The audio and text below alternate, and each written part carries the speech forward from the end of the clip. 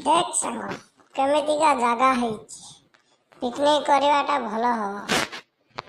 ଆଉ ଏମିତିକା ଜାଗାରେ ପିକନିକ୍ କରିବୁ ଶଳା ଗୁହ ବଣରେ ଆଣିକି ପହଞ୍ଚେଇଛୁ। देख ସେମିତି କହିବୁନି ହେଲା। ମୁଁ ଏତେ ସୁନ୍ଦର ଜାଗାଟା ବାଛିଛି ଏଇଠି ଆମର ପିକନିକ୍ ହବ। ଶଳା ପିକନିକ୍ ଫିକନିକ୍ କିଛି ନୁହଁ, ଏଠି ପବନ ଜୋରସୋର ଚାଲିଛି।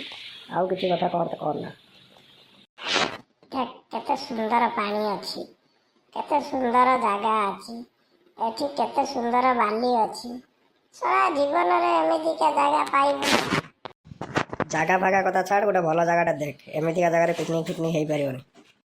ଚାଲ ତାହେଲେ ତତେ ନନ୍ଦନକାନନରେ ଛାଡ଼ିଦେବି, ତୁ ବାଘ ଭାଲୁ ଦେଖିବୁ, ବୋଟିଂ କରିବୁ, ଫୁଲ ଗଛ ଦେଖିବୁ, ମାଙ୍କଡ଼ମାନଙ୍କ ଦଳରେ ମିଶିକି ପିକନିକ୍ କରିବୁ। ନା ମ ତୁ ଶଳା ବୁଝିପାରୁନୁ, ଭଲ ଜାଗା ଗୋଟେ ଯିବା ନା ଆଉ। ଭଲ ଜାଗାଟା କୋଉଟା ବେ? ଶଳା ପକେଟରେ ପଇସା ନାହିଁ, ଫଟା ପ୍ୟାଣ୍ଟ ଗଞ୍ଜି ପିନ୍ଧିକି ଆସିଛୁ, କହୁଛି ଭଲ ଜାଗା ପିକନିକ୍ ଯିବ।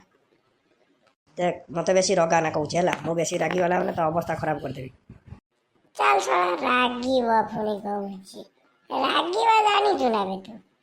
ମତେ ହସ ଲାଗୁଛି। ବେଶୀ କଥାବାର୍ତ୍ତା କରନା କହୁଛି, ବାଡ଼େଇ ବୁଡ଼େଇ ଦେବି ହେଲା। ତୁ ଆଜିଠାରୁ ମୋ ସାଙ୍ଗ ଫାଙ୍ଗ ନୁହଁ। ହଉ ରାଗନା, ତୁ କହ କୋଉଠିକି ଯିବା? ମୁଁ ଚାଲିଲି ଭାଇ, ତୋର ଏଇଠି ପିକନିକ୍ କରିବା କଥା କର, ମୁଁ ଯାଉଛି।